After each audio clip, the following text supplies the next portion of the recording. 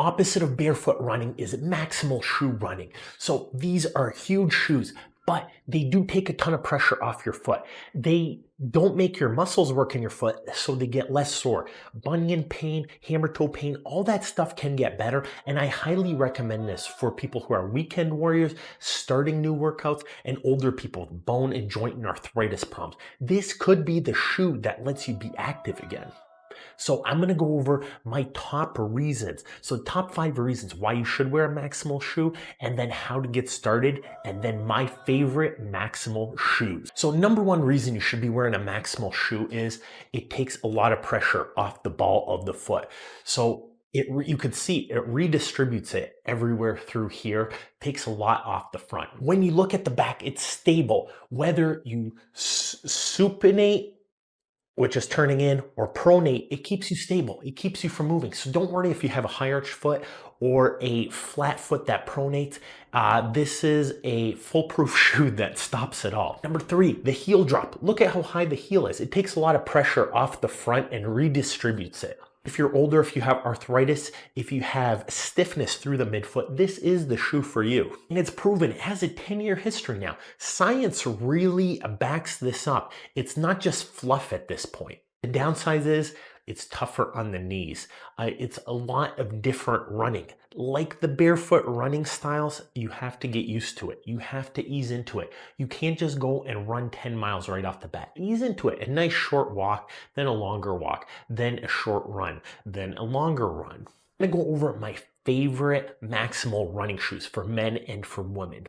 So the Hoka is the original. Look at this thing. It's huge. But there's a lot of science behind these. These guys speak at conferences. There's actually a little bit of science. They're not just a fad all foam shoe.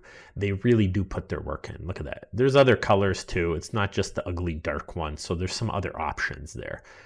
The next one is the Brooks Beast. This is a classic as well. Look at that, 4.6 out of 5. That's a great shoe right there. Look at that. That thing is not tilting one way or the other. That's a good looking shoe. Let's see what the Hoka rating is.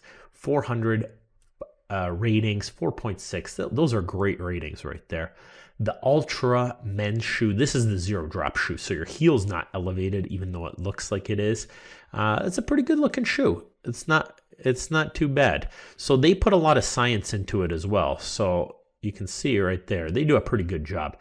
75 ratings, 4.4 out of 5. Those are great reviews. You can't beat those types of reviews.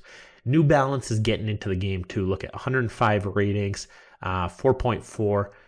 That's a pretty good looking shoe. Well, I don't know, maybe not the back, but some people, I know my wife would probably like this a lot more than I would. I'd probably like the other ones. That's why I bought the other ones, but some good looking shoes here for sure. Look at that. That's a nice color. That's a pretty nice looking shoe right there. And then lastly, Nike's gotten into the game too. So they're putting a lot of money into this stuff. Look at, they got a lot of different colors, a lot of options. Nike usually wins the style battle, especially at the younger patients. The only thing is younger people are the least likely to need this type of shoe. So usually Nike's hesitant to get into this type of stuff. So look at that, 200 ratings, 4.5 out of 5. Look at that posterior support. You know, that's holding you pretty well. That's giving you a lot of cushion. That's a good looking, good working shoe there. Great reviews overall. So these shoes, they don't last forever. It's a lot of foam, a lot of stuff that can break. Sometimes this hurts more in the morning after running. Sometimes it hurts more at night. But the way to think about it, if you ever played sports, you know, you feel good while the adrenaline's high, but then once you eat dinner, once you take your shoes off and sit on the couch, that's when it starts throbbing. There's nothing wrong with the couch. It's the damage you did while you're running.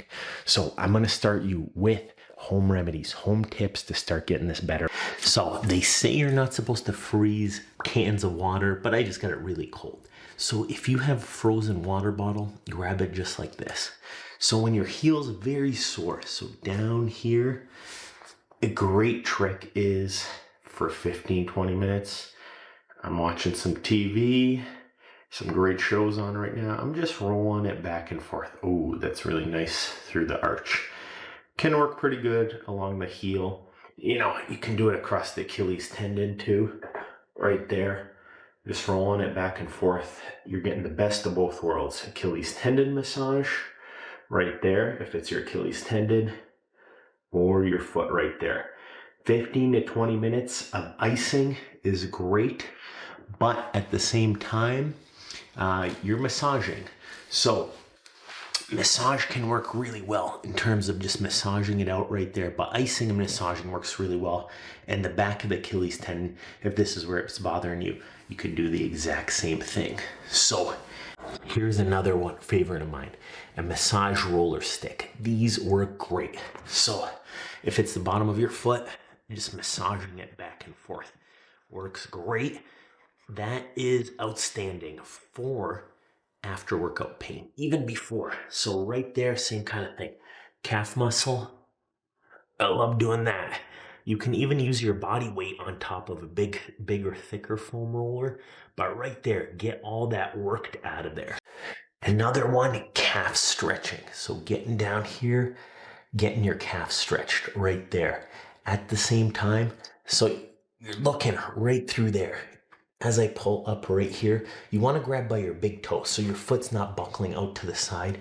You want to stretch it right here. Great stretch through the foot and the ankle. Another great one is push-up position, just like this. Right there, you can cross your feet right there and lean forward. You can see through the side of your foot. And right there with the other one, get some great stretches in like that. That gets your calf muscle in great shape right down here. Orthotics are a great option. So this one right here, as I put up my foot, you can see my plantar fascia is not stretching quite as much, and my Achilles tendon sits up higher and there's not as much strain. So when I would land, normally my foot twists more up and out. The insert prevents it from twisting up and out. So you can see as I land right here, less up and out motion. So that's the idea of the orthotic. So these can really help a lot. So think about it. You get about 100 units of pain throughout the week. You don't want to use them all while walking around at the house. So let me show you this. It's just like putting on this insert inside your slipper. So we kind of showed this part right here. It's not dipping down in there. And my slippers are doing the same thing at home. So I'm feeling even fresher before I get to my run. And finally, here is the number one thing. You want a great shoe right here. So here's what you want in a shoe. You want a heel that doesn't collapse. So see, as I'm squeezing this guy right here, it's not really squeezing. It's not buckling down. When I bend it in the middle, only at the big toe it bends, nothing in the middle. Check your shoe right now. Grab that thing. Some shoes you can basically tie in a knot. It's just flimsy, flexible material. Would you run a marathon in a shoe that's basically a slipper? You would not. That's what's destroying most people's heels. This is the number one cause, is poor shoes. My clinic is filled with people with heel pain. Simply switching the shoe and getting an orthotic right here. You don't need anything expensive. These are like 20, 30 bucks, if that. Get a pair of these, put it in here, and you're going to be in amazing shape. So it doesn't have to be an expensive shoe. Just a stiff heel in the bottom, doesn't bend in the middle, and in the big toe. You want just the bend there, no bend here, none here, and that's it. And you want room to fit an orthotic. That's all you need for your shoe. This works all the time. And lastly, nobody likes to hear this one, but if you weigh 350 pounds, you're going to run better as a 300 pounder.